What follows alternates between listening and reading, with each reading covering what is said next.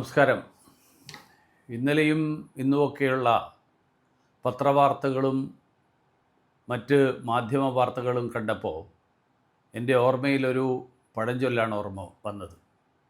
ഇഷ്ടമില്ലാത്ത അച്ചി തൊട്ടതെല്ലാം കുറ്റം. അതാണ് ആ പഴഞ്ചൊല്ല്.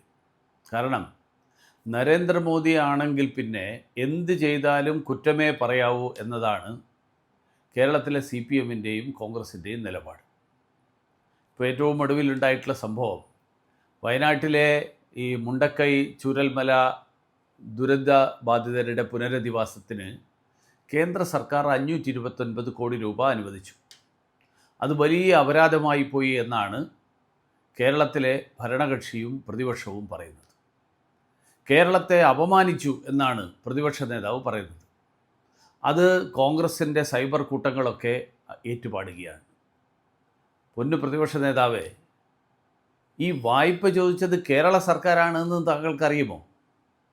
കാരണം 535 കോടിയുടെ പദ്ധതികൾക്ക് മൂലധന നിക്ഷേപ വായ്പ ഇനത്തിൽ പണം അനുവദിക്കണം എന്നാണ് പിണറായി വിജയൻ സർക്കാർ കേന്ദ്ര സർക്കാരിനോട് ആവശ്യപ്പെട്ടത്. അപ്പോൾ അങ്ങനെ 535 കോടിയുടെ മൂലധന നിക്ഷേപ വായ്പ അനുവദിക്കണമെന്ന് സംസ്ഥാന സർക്കാർ ആവശ്യപ്പെട്ടപ്പോൾ ആ അപേക്ഷ നിരസിക്കണമായിരുന്നു എന്നാണോ പ്രതിപക്ഷ നേതാവ് പറയുന്നത്? ഇനി പ്രശ്നം എന്താ? പ്രശ്നം പണം ചെലവിട്ടതിൻ്റെ രേഖ, ആ രേഖകൾ മാർച്ച് അവസാനത്തോടുകൂടി നൽകണം. ഞാൻ ചോദിക്കട്ടെ, ഈ 7 മാസം മുമ്പ് നടന്ന ദുരന്തം, ആ ദുരന്തത്തിന് വേണ്ടിയിട്ടുള്ള പുനർനിർമ്മാണ പ്രവർത്തനങ്ങൾക്ക് വേണ്ടിയിട്ട് സംസ്ഥാന സർക്കാർ നേരത്തെ തയ്യാറെടുപ്പ് നടത്തിയിരുന്നു എന്നിരിക്കട്ടെ, മാർച്ച് മാസത്തിൽ കണക്ക് കൊടുക്കാൻ പറ്റുമായിരുന്നു. അപ്പം മൂലധന നിക്ഷേപത്തിന് വേണ്ടി നൽകുന്ന വായ്പ, ആ വായ്പ വകമാറ്റി ചെലവഴിക്കുന്നില്ല എന്ന് ഉറപ്പുവരുത്താൻ അതിന് സ്വാഭാവികമായിട്ടും ചെലവിൻ്റെ കണക്ക് ചോദിക്കും. വിദ്യാഭ്യാസം, ആരോഗ്യം, റോഡ്, പാലം, അങ്ങനെയുള്ള വിവിധ മേഖലകളിലാണ് സംസ്ഥാന സർക്കാർ 16 പദ്ധതികൾ സമർപ്പിച്ച് മൂലധന നിക്ഷേപ വായ്പ വേണമെന്നാവശ്യപ്പെട്ടത്. ഇനി അതിൻ്റെ പണം ചെലവഴിക്കാൻ 31-നകം ചെലവഴിച്ചത് എത്രയാണ് എന്ന് പറയണമെന്നാണ് പറഞ്ഞിരിക്കുന്നത്. അത് ചെലവഴിക്കാൻ പറ്റിയില്ല എന്നിരിക്കട്ടെ, കേന്ദ്ര സർക്കാർ പറഞ്ഞിട്ടുണ്ടോ നിങ്ങൾക്കിനി ആ പണം തരില്ല? മാത്രമല്ല, ഈ നൽകുന്ന പണം പലിശയില്ലാത്ത വായ്പയാണ്. തിരിച്ചടക്കാൻ വേണ്ടിയിട്ട് 50 കൊല്ലക്കാലത്തെ സമയം, ആ സമയമാണ് ഈ മൂലധന നിക്ഷേപ വായ്പയിൽ നരേന്ദ്രമോദി സർക്കാർ കൊടുത്തിട്ടുള്ളത്. ഇപ്പോൾ നമ്മുടെ KPCC പ്രസിഡന്റ് പറയുന്നത് വായ്പ നൽകാനാണെങ്കിൽ ഇവിടെ വേറെ ആളുണ്ടെന്നാണ്.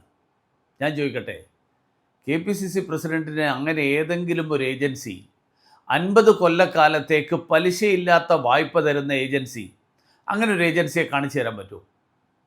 ഇനി കണക്ക് ചോദിക്കാൻ സമയം പോരാ, കണക്ക് കാണിക്കാൻ സമയം പോരാ എന്ന് പറയുന്ന ആളുകളോട് ഒരു ചോദ്യം ചോദിക്കാൻ, ഈ മേപ്പാടി പഞ്ചായത്തിലെ 3 വാർഡുകളിൽ ദുരന്തമുണ്ടായിട്ട് 7 മാസമായി. ഞാൻ നേരത്തെ പറഞ്ഞതുപോലെ ആ ദുരന്ത മേഖലയിൽ ഒരു കല്ലെടുത്ത് വെക്കാൻ സംസ്ഥാന സർക്കാരിന് ഇതുവരെ കഴിഞ്ഞിട്ടുണ്ടോ? അടിസ്ഥാന സൗകര്യങ്ങളുടെ കാര്യത്തിൽ എന്തെങ്കിലും ചെയ്തിരുന്നു എന്നിരിക്കട്ടെ, ഈ മാർച്ച് മാസമാകാൻ പോകുന്നു എന്നോർത്തിട്ട് വേർക്കേണ്ട ആവശ്യമുണ്ടാകുമായിരുന്നില്ല. എന്തെങ്കിലും പണി ഇതിനകം നേരത്തെ തുടങ്ങിയിരുന്നുവെങ്കിൽ, ആ തുടങ്ങി വെച്ചിരുന്നുവെങ്കിൽ ഈ ആശങ്കയുണ്ടാകുമായിരുന്നില്ല. എന്തുകൊണ്ടാണ് VD സതീശൻ അത് പറയാത്തത്?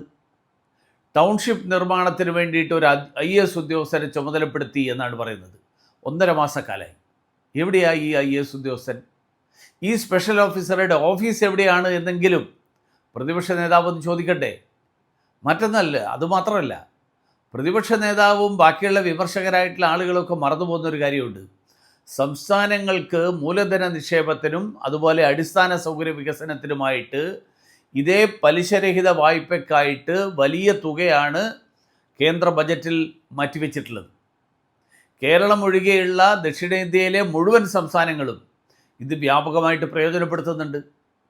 കഴിഞ്ഞ 5 വർഷക്കാലത്തിനിടയിൽ, 5 ഏതാണ്ട് 4 വർഷക്കാലത്തിനിടയിൽ തമിഴ്നാട് എടുത്തത് 12,694 കോടി രൂപ, കർണാടക എടുത്തത് 10,439 കോടി, കേരളം ആകെ എടുത്തിരിക്കുന്നത് 3,000 കോടി. എന്തുകൊണ്ട് ഇത് സംഭവിക്കുന്നു എന്ന് പിണറായി വിജയനോട് ചോദിക്കാനുള്ള ധൈര്യം സതീശൻ എന്താ ഇല്ലാത്തത്? അതുണ്ടാവില്ല എന്നറിയാം. കാരണം കേന്ദ്ര സർക്കാർ തരുന്ന 50 വർഷത്തേക്കുള്ള പലിശരഹിത വായ്പ വേണ്ട, കിഫ്ബി വഴി ഉയർന്ന പലിശക്ക് പുറത്തു നിന്ന് കടമെടുക്കണം. ഇതാണ് പിണറായി വിജയൻ്റെ സർക്കാരിൻ്റെ നിലപാട്. കാരണം കിഫ്ബിക്ക് വേണ്ടിയിട്ട് ലക്ഷങ്ങൾ മുടക്കി സുപ്രീം കോടതി വരെ അഭിഭാഷകരെ നിർത്തി. കാരണം ആ അഭിഭാഷകരെ വെച്ചിട്ട് കിഫ്ബിയിലൂടെയാണ് ഞങ്ങൾക്ക് എടുക്കേണ്ടത് എന്ന് വാദിക്കാൻ വേണ്ടിയിട്ട്. കാരണം എന്താ? കിഫ്ബിയുടെ കണക്കാരും ചോദിക്കില്ല. ഇനി വരാൻ പോകുന്ന തലമുറ, ആ തലമുറയെ അടക്കം കടക്കടിയിലാക്കിയാൽ അത് ചോദിക്കാൻ ആളില്ല. നിയമസഭയിൽ ചോദിക്കാൻ ആളില്ല, പുറത്തും ചോദിക്കാൻ ആളില്ല. അപ്പോൾ കേന്ദ്രത്തിൻ്റെ വായ്പയാകുമ്പോൾ ഇതുപോലെ ആവില്ല, ചെലവിട്ടതിൻ്റെ കണക്ക് ചോദിക്കും. ഒരു കാര്യം ഞാൻ പറയാം, നരേന്ദ്രമോദി ഭരിക്കുമ്പോൾ പൊതുഖജനാവിൽ നിന്നുള്ള പണം, ആ പണം ഇഷ്ടം പോലെ ചെലവഴിക്കാൻ പറ്റില്ല. കാരണം അത് ജനങ്ങളുടെ പണമാണ്. ജനങ്ങളോട് ഉത്തരവാദിത്തമുള്ള ഒരു സർക്കാരാണ് രാജ്യം ഭരിക്കുന്നത്. അതുകൊണ്ട് അണാപ്പൈ കണക്ക് കൊടുക്കണം. പ്രധാനമന്ത്രി പറഞ്ഞിട്ടുള്ള ഒരു കാര്യമുണ്ട്, തിന്നുകയിലും ഇല്ല തീറ്റിക്കുകയുമില്ല, ന ഖാവുങ്ക ന ഖാനേ ദൂങ്ക. ഖജനാവ് കട്ടുമുടിക്കുന്ന, ഖജനാവ് തിന്ന് തീർക്കുന്ന പഴയ UPA സർക്കാരിൻ്റെ സമീപനം, അല്ലെങ്കിൽ CPM സർക്കാരിൻ്റെ സമീപനം, ആ സമീപനം നരേന്ദ്രമോദി സർക്കാരിൽ ഉണ്ടാവില്ല എന്ന് പറഞ്ഞുകൊണ്ട് തന്നെയാണ് നരേന്ദ്രമോദി അധികാരത്തിൽ വന്നത്. അതുകൊണ്ട് ജനങ്ങളുടെ പണം എടുത്ത് ചെലവഴിക്കുമ്പോൾ അതിന് കണക്ക് കൊടുക്കേണ്ടി വരും, കണക്ക് ബോധിപ്പിക്കേണ്ടി വരും. ആ കണക്ക് ബോധിപ്പിക്കേണ്ടി വരുമ്പോൾ കേന്ദ്രം പീഡിപ്പിക്കുന്നു, കേന്ദ്രം ഹരാസ് ചെയ്യുന്നു എന്നുള്ള വാദമുയർത്തിക്കൊണ്ട് നിങ്ങൾക്ക് ജനങ്ങളിൽ നിന്ന് രക്ഷപ്പെടാൻ പറ്റും.